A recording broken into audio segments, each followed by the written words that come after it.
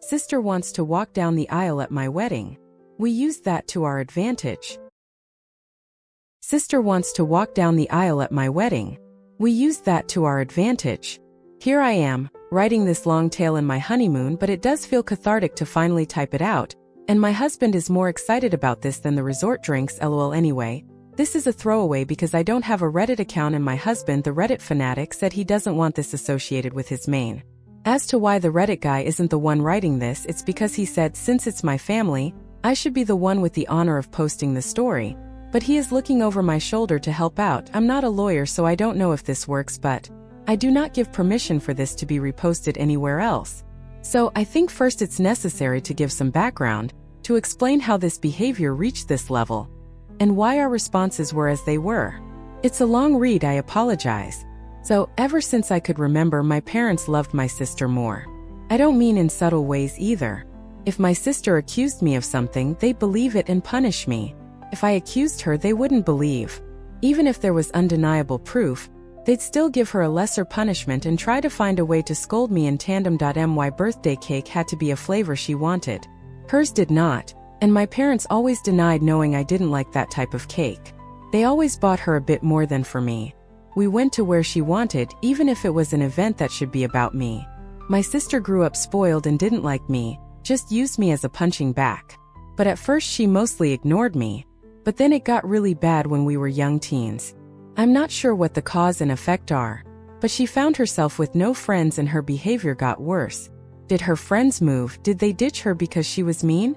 I don't know, because we were never close and my parents loved to boast about her achievements but never ever mentioned any issues with me. They loved to bring out any flaws of mine constantly as teasing material. I only knew she had none because we went to the same school and I noticed her no longer walking around with people. Anyway, she had no friends. I did. I used to be decently popular. My sister realized that and suddenly I stopped being the occasional punching bag to a hated person she needed to take down at all times. She started accusing me of more stuff. She accused my friends of more stuff. My parents stopped allowing me to hang out with anyone, the excuses ranging from, "They're not good people according to your sister," to, "Why are you trying to leave us? Why can't you be like your sister and enjoy family time?" What saved me from complete isolation was extended family. Most of my family lived in the same hometown, and I got along with my cousins despite some age difference. At one gathering they invited me over to something, I don't remember what, and I sadly replied I'm not allowed to go anywhere. When asked why, my kid self with no filter replied that it was because I wasn't allowed to have friends since my sister didn't have any. Well, that reached the adults, who apparently tore my parents apart.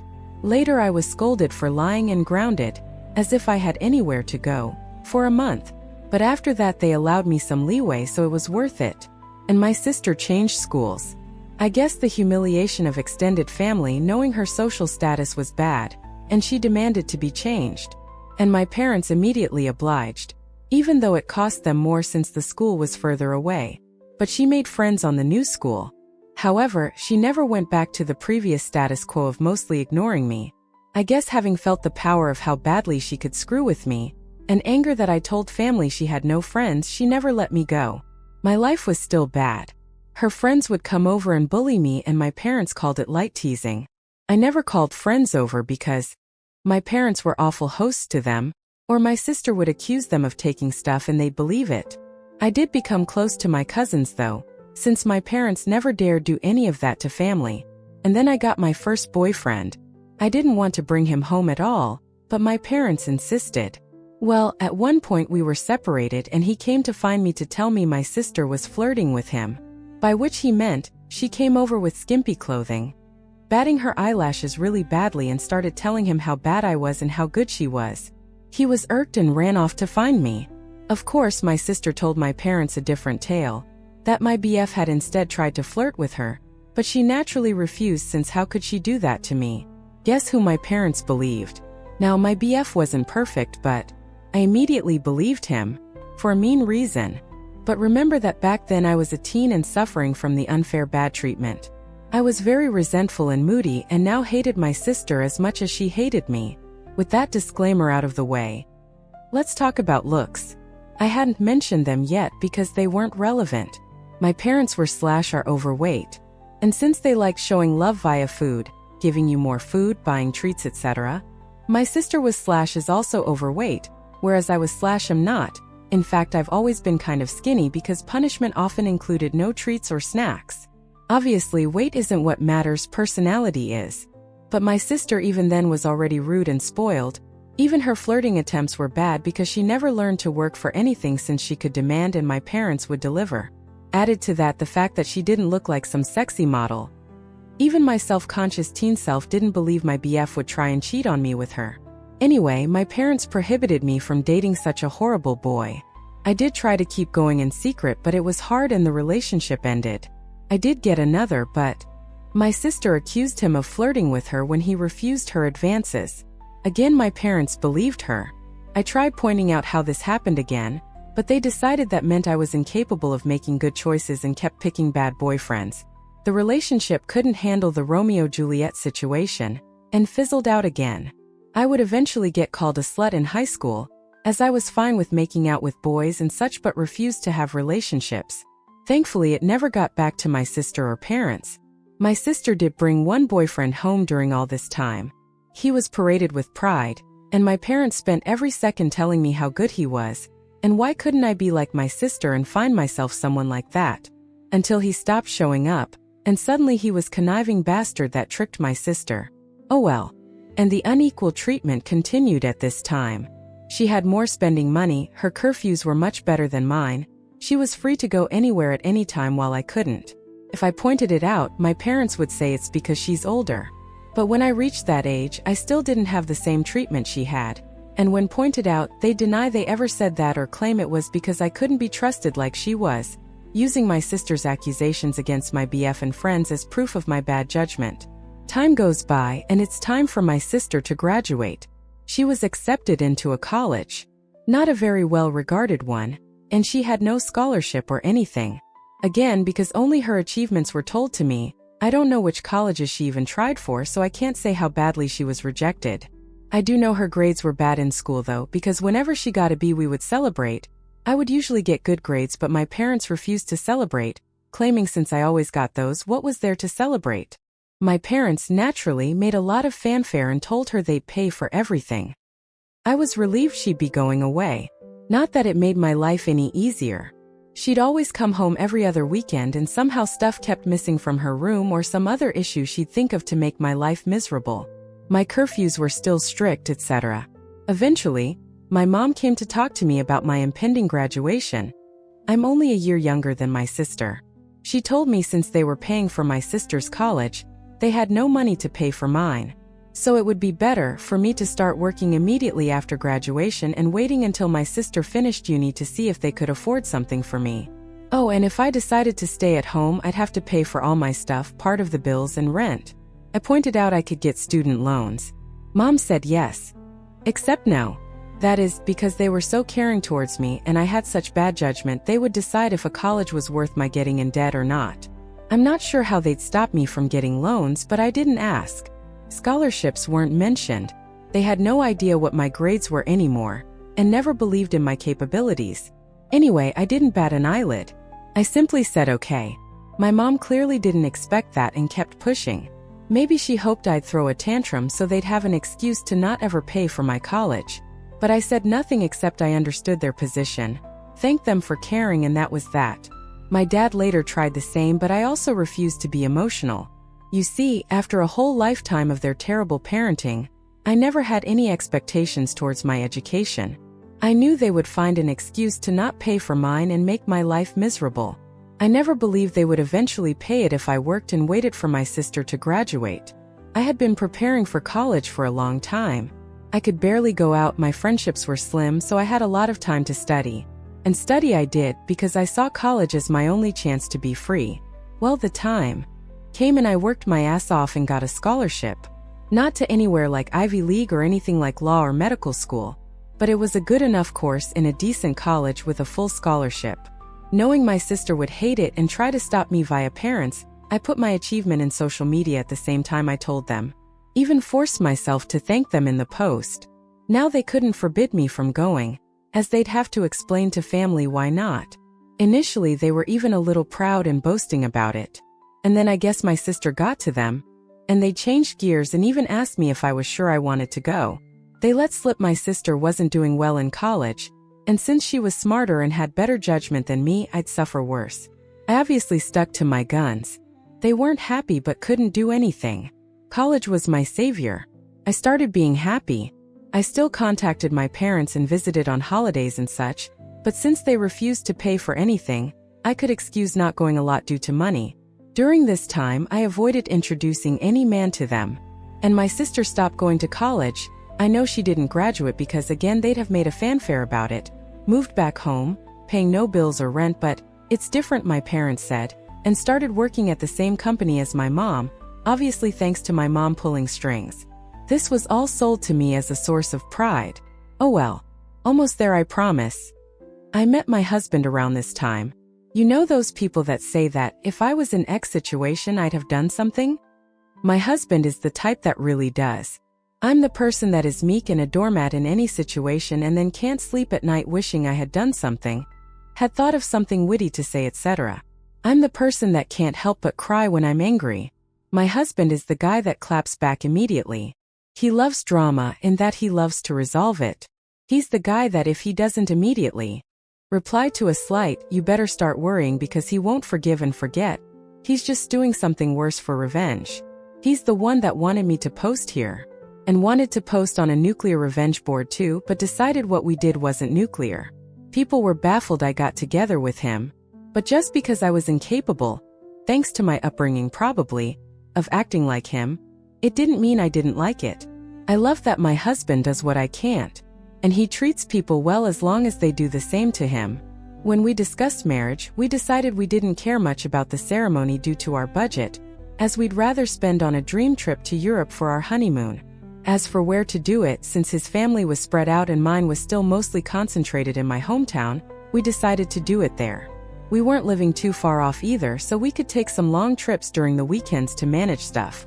Plus there was some work flexibility, so we could stay in my hometown for a bit too if needed. We sent out the engagement announcement and the save the date for a few months later. Well, at this point my parents naturally demanded they meet my man. I wanted to grow a spine and refuse, but was having a hard time. The distance had made me think maybe my parents weren't so bad. Well, my husband looked like I canceled Christmas when I told him I would at least ensure they were never alone with him. See, he had been getting ready for this. He even bought a high-quality recorder he could hide in a pocket to record it all.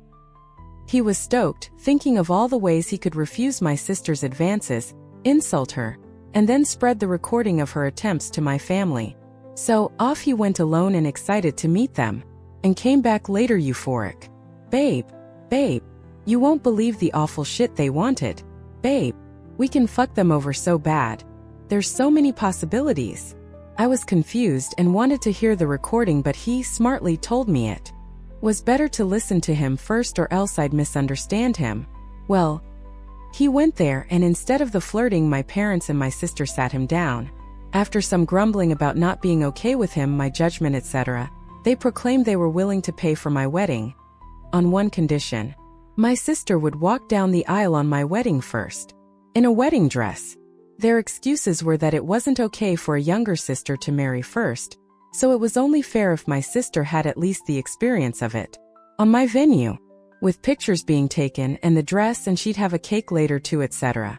My husband will now type his part. Hey, vengeful husband here. Hell hath no fury like a pro-revenge / instant karma / nuclear revenge lurker when his beloved is scorned. That said, as much as my wife she's my wife now. Paints me as this quick-witted dude. I admit my neurons all but short-circuited when those folks legit suggested that shit like some sort of great fucking gift. Even Troy would rather take in the horse a second time, methinks. Alas, after my brain rebooted, I did have a whole ass catalog of insults about to spew out, but something in my soul whispered in my ear like the devil, string these fucks along. So I said I needed to think, see how my wife, back then fiancée, would react, and then ran out of there before I could give away my nefarious plans. Back to me, the wife. So my husband sincerely recounted how my parents wanted even my wedding to be about my sister, with a grin on his face, and had the recording to prove it. I was shocked. The distance had softened how bad they treated me, and I thought even they wouldn't go so far. Thankfully, my husband insisting on the angle of revenge helped me not go to a bad headspace.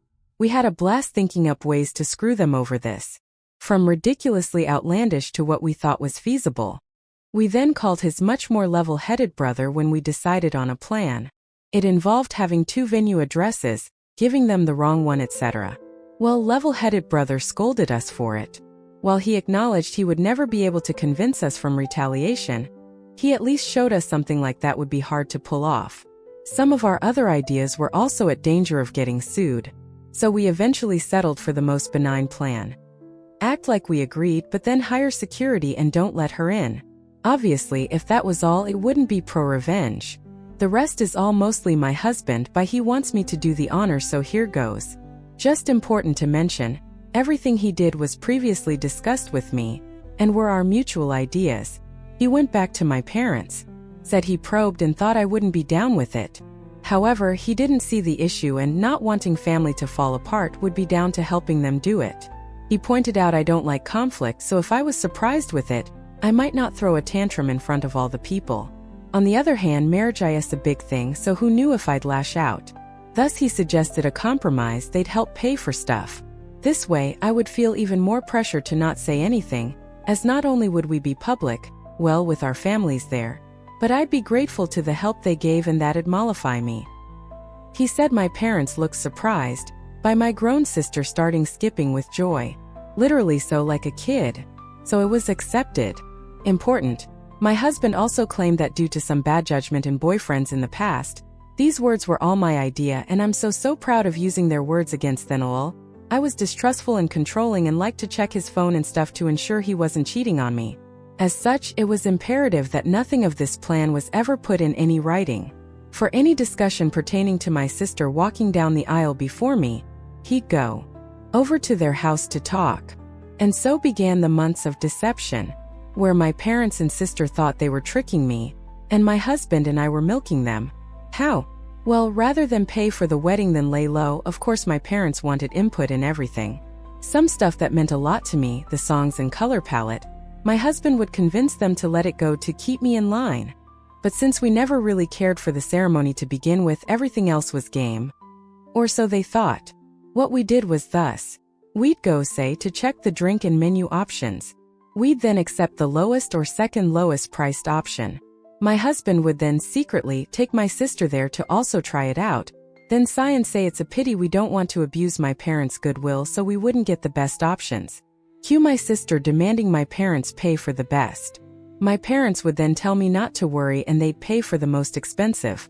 Same was done with photographer. Flowers.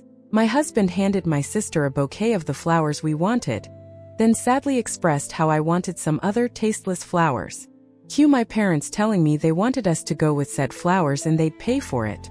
Wedding dress. We hit a minor snag here. My parents wanted me to use a hideous dress. Okay, not outright hideous, but it wasn't my style and wouldn't look that good on me. We had planned on saying yes then simply not using it, but my mom sent me a message about it so there'd be proof I said okay. We had to go with me refusing in text and standing my ground. My husband went over there and said he'd see what he could do. My sister suggested ruining my desired dress so I'd be forced to wear the other one. He pretended to agree. During all this time, they really kept communications outside any text. We made sure that it happened by when my sister tried messaging my husband, have me reply to here. And maybe some people might not like, I'm controlling and neurotic, claim share.